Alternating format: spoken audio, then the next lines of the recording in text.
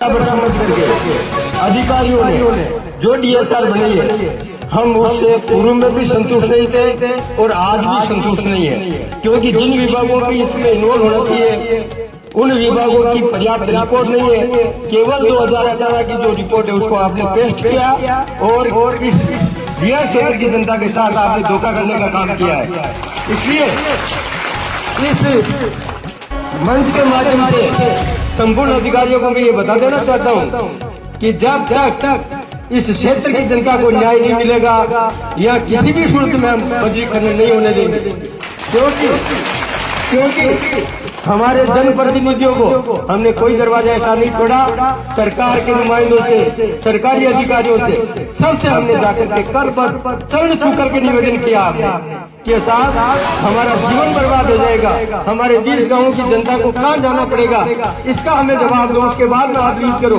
हम इस क्षेत्र की जनता आपसे भी करबद्ध निवेदन करते हैं, आपका चरण स्पर्श करके निवेदन करते हैं कि इस जनता और इस 20 गांव की जनता के बारे में तो सोचिए। जब पानी नहीं रहेगा तो इस जनता का या इस गांव का होगा क्या? आप एक मिनट आप प्रेम से सुनिए ना, या आप बोलिए। हमने जब एक सरकार ये कहती है कि हम जनता के हर प्रस्ताव को मानेंगे, हमने साहब पंचायत समिति में सर्वसम्मति से प्रस्ताव लिया इस चीज का कि यहाँ बजरी लीज नहीं होनी चाहिए, यहाँ की बजरी उठ जाएगी तो यहाँ का जल स्तर गिर जाएगा और किसानों का और गाँव वालों का जीवन संकट में पड़ जाएगा। हमने उसकी प्रतिलिपि राज्य सरकार को संबंधित अधिकारी को दी है, आज तक हमें कोई उसका संतोषजनक जवाब नहीं मिला। साहब इस मंच के माध्यम से आपसे ये निवेदन करते हैं, हाथ जोड़ करके निवेदन करते हैं हम आपसे कि हमारी नगर पालिका का सर्वसम्मति से प्रस्ताव लिया गया कि लीज नहीं होनी चाहिए। लीज होने से हमारे बच्चों का भविष्य संकट में आ जाएगा, हमारे पानी हमें बाहर से मंगा करके पीना पड़ेगा। कभी सरकार ने आपने सोचा तो बता दो साहब। आपसे करबद्ध निवेदन है हमारा, हम आपके युगों तक आभारी रहेंगे, हमारे बच्चे आपके ऋणी रहेंगे। आप हमारी पूरी डीएसआर जो बनी है उसका आप वापस अध्ययन कराओ। जो कलेक्टर साहब ने 6 बिंदु दिए हैं उन पर वापस अध्ययन कराओ। माफिया अवैध बजरी खनन करता एसडीओ साहब आप बड़े ध्यान से सुनना। देखो आप मीणा साहब तो आप वापिस नागौर पहुंचा देंगे, आप और सीओ साहब यहाँ बैठे हैं, डिप्टी साहब आपसे निवेदन है कि अवैध बजरी का खनन करने वाले इस नदी का हुलिया और ज्यादा बिगाड़ रहे हैं। इसमें आपकी पुलिस प्रशासन की अभी 1 महीने से बहुत अच्छी कार्रवाई कर रहे हो, लेकिन फिर भी जो क्या कि ज्यादा कमा लिया वो लोग मान नहीं रहे, तो उनको रोको। हम उनके भी विरोध में, क्योंकि उन्होंने गाँव में ऐसा माहौल खराब कर रखा है कि ये वैध काम करने वाले यहाँ आए, इनको तो हम पहचानते ही नहीं। ये जनता का कितना नुकसान करेंगे। यदि गवर्नमेंट हमारे खिलाफ हो गई तो हम भी गवर्नमेंट के खिलाफ खड़े रहेंगे, लेकिन बजरी का दाना नहीं निकलने देंगे। आज इतने लोग इकट्ठे हुए हैं, मैं तो आपको हाथ जोड़ के निवेदन करता हूँ, ये तो 30 लोग हैं पट्टे लेने वाले या 300 लोग होंगे।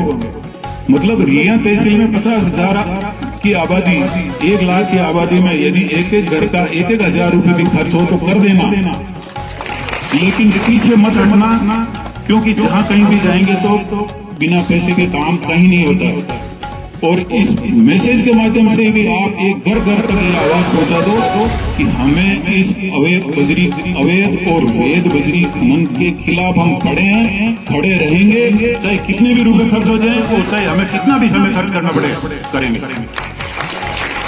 लेकिन हमारी भावना राजस्थान गवर्नमेंट केंद्र सरकार तक पहुंचाकर और इस काम को निरस्त करवाएंगे, ऐसी हम भावना रखते हैं। और आप भी किसान परिवार से ही हो, सब लोग जानते हैं कि भाई गांव के लोगों के साथ कितना अन्याय हो रहा है, तो ये बात हमारी भावना आप गवर्नमेंट तक पहुंचाएं। और डिप्टी साहब आपको और करबद्ध निवेदन करते हैं कि हमारी जो मीटिंग हुई थी हनुमान जी बेनीवाल के नेतृत्व में, तो उसमें हमारा जो निर्णय हुआ था उनके 5 बिंदु आपको कलेक्टर साहब ने दिए थे। एसडीओ साहब आप तो अब पधारे, लेकिन एसडीओ साहब को उनको भी बताया, उन्होंने बात को दबा के रख दी। हमारे उन 5-6 निर्णयों का जो कमेटी का निर्णय हुआ था, जनता का निर्णय हुआ था, उस जनता के निर्णय का अमल करवाओ। उनकी सब मांगे थी वो मांगे मनवाओ। जहां जहां चौकियां लगानी थी वहां लगाओ। एसडीएम साहब, आप जो हम टू द पॉइंट हम करना चाहें तो टाइम काफी लगेगा, लेकिन आप इस बात को इतना ही मान के चल लो कि जनता की भावना इस बजरी के खिलाफ है, रहेगी और मरते दम तक रहेगी। हम आपसे हाथ जोड़ के निवेदन है कि हमारी भावना इस जन सुनवाई में सुनते हुए आप गवर्नमेंट तक पहुंचाएंगे। हम ऐसी काम आपसे भावना रखते हैं। और आपने जो जन सुनवाई कलेक्टर साहब के माध्यम से की, मैं तो गवर्नमेंट, अब राजस्थान गवर्नमेंट तो क्या पता कब सुनेगी कब नहीं सुनेगी। हमने ऐसा कलेक्टर जनता के पक्ष में इतने शुद्ध विचार रखने वाला कलेक्टर मैं तो सोचता हूँ नागौर में पहली बार आया। और उन्होंने हमें सबको मौका दिया कि आपकी पीड़ा क्या है, और उस पीड़ा को आप तक पहुंचा दिया है। आप कलेक्टर साहब तक पहुंचाएं और हमारे इस सबके निवेदन के माध्यम से आप राजस्थान गवर्नमेंट को अवगत करावें और करा के हमारा खिलाफ जो आपत्ति है पूरे क्षेत्र की वो आप दर्ज करें। बहुत बहुत धन्यवाद। नमस्कार।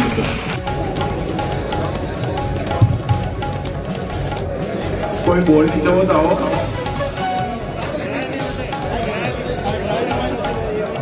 सब एक वोट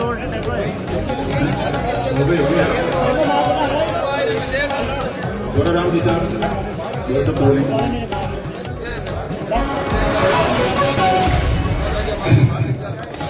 सभी मंचगण प्रहरणी सबको नमस्कार। मैं एक बात ये बोलना चाहता हूँ कि और मैं एक बात आपको सबके सामने बोलता हूँ, यहाँ पे सब किसान ही बैठे हैं ना, सब किसान ही है, कोई खनन विभाग वाला आदमी नहीं है। अब उसके बारे में एक बात बताता हूँ, अब की बार बताता हूँ। ये हमारी फसल नष्ट हो गई, अगली फसल आएगी वो नष्ट हो जाएगी, ठीक है। इसी बजरी के कारण मैं बताऊँ आपको, पानी नहीं आ रही इस एरिया में। नहीं तो मेरा है 50 बीघे का, जिसमें अमरूद के पेड़ थे 600, आज एक पेड़ देखने को नहीं मिल रहे हैं, ठीक है। और उसके बाद में मैं बात बताता हूँ इस अधिकारियों से कि इसको पूछो कि ये फल फ्रूट कहाँ से आते हैं, ये क्या फैक्ट्री में बन रहे हैं या किधर बन रहे हैं, ये बात इनको सुझाओ। इनकी तो पगार आती है 1 लाख रुपए महीने की, और हम आज किसान के बेटे हैं, कहाँ जाए कमाने के लिए। चले जब फैक्ट्री में जाते तो फैक्ट्री वाले हमको बाहर निकाल देते हैं, बोलते हैं पैसा लगेगा, हम कहाँ से लेके आते हैं पैसे। और मैं तो इनको ये बोलता हूँ आपकी तिनका बताओ, उससे हमको 10% यदि इनका गवर्नमेंट देती है हर नागरिक को, तो हमको वजन से कोई लेना देना नहीं है। आज आम आदमी यहाँ पे बैठा है, आम आदमी रो रहा है और ये प्रशासनिक नहीं सुन रहा है। चाहे एसडीएम हो, चाहे जिला कलेक्टर हो, चाहे नरेंद्र मोदी हो, जो हमारी जमीन मिली है कि उसको खनन करने के लिए देने वाला लीज देने वाला है तो जनप्रतिनिधि अभी तक कोई सामने नहीं आया है, तो सुनने वाला कौन, ठीक है। और ये मैं बात बोलना चाहता हूँ आपके सामने कि आज तो आपकी चिंता आ रही है, आज आप गवर्नमेंट के पले बोले हो, आपने आमदन खाया है, पानी पिया है, वो कहाँ से आया है, तो पहले पूछो आप कि किसान ने कितनी मेहनत की है। सर्दी के टाइम आप सोते हो और किसान बाहर से आके चारा खोलता है और पानी की सिंचाई करके आपको उनकी रोटी देते हैं। इसीलिए आपको वो भी मालूम नहीं है कि 1 गिलास पानी की मौत है क्या है। इसीलिए आज हम देते हैं, आपकी वो आज बाजार चालू है, और हम अपने जो भी धंधा है काम है सब छोड़ के आए गए हैं, और यहाँ पे बोल रहे हैं। क्यों बोल रहे हैं? सरकार के अभी तक कान नहीं खुले क्या? और इससे भी बड़ा नेता यदि आपके नहीं है तो भी हमको बताए, हम उसके पास जाएंगे। और अब रही बजरी खोदने की बात, हम मर जाएंगे, मिल जाएंगे, और इस बजरी को नहीं निकाल देंगे। तो मैं चैलेंज करता हूँ, मेरा पूरा एड्रेस बता दूंगा मैं, यदि मेरे पे पहले हमारे एरिया में तो हमारे कुओं में पानी नहीं हुआ, और इनके कुओं में जब पानी हुआ आसपास के क्षेत्र में, तो हमारी कृषि मंडी की आय बढ़ गई। मैं राज्य सरकार से निवेदन करूंगा कि इन सभी बजरी लूणी क्षेत्र में जितनी भी बजरी है, बजरी के लीजे आप दे रहे हैं उन्हें आप नहीं दे, आपकी इनकम रेवेन्यू हम किसान लोग उपज पैदा करके हम कृषि मंडी में अदा कर देंगे, और क्षेत्र भी एक हरा भरा रहेगा। जैसे हमारे किसान आपकी सरकार के नुमाइंदे हम लोग हैं, हम भी सुखी रहेंगे। हम सुखी रहेंगे तो आप भी सुखी रहेंगे। श्रीमान एसडीएम साहिबा, आप अगर हमारी सुनते हैं तो हमारे 20 गांव की एक ही जन भावना है कि ये बजरी लीजिंग नहीं हो, और बजरी लीज नहीं होगी तो हम सब बच जाएंगे। और ये लिखित में जो यह है कि सिंचाई विभाग द्वारा प्रत्येक 6-7 महीने में क्वालिटी पॉलिटिकल सेटलमेंट की मात्रा का पता लगाने, वेलिडिटी अप डाउन का मूल्यांकन, भाव के पानी के भाव की गति, भाव के साथ आए खनिज एवं बजरी सेटलमेंट मात्रा पे रिप्लेसमेंट प्रोफाइल कब तक तैयार की, उसकी पीपीटी और खनिज बजरी जमाव मात्रा वर्ष भर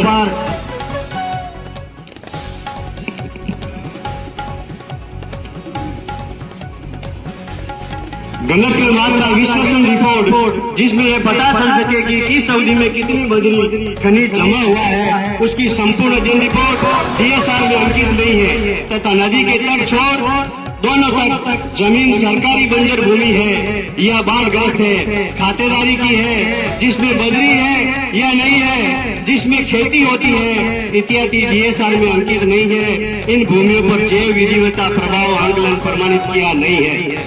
मैं आपको ये लिखित में पेश कर रहा हूँ, और मैं सभी जन भावना को मद्देनजर रखते हुए, और मेरी जन भावना मेरी आत्मा की आवाज है कि मुस्लिम साहिबा, आप आपकी कलम से इस क्षेत्र की जनता का भला करके जाए। जय हिंद, जय भारत, जय सरकार।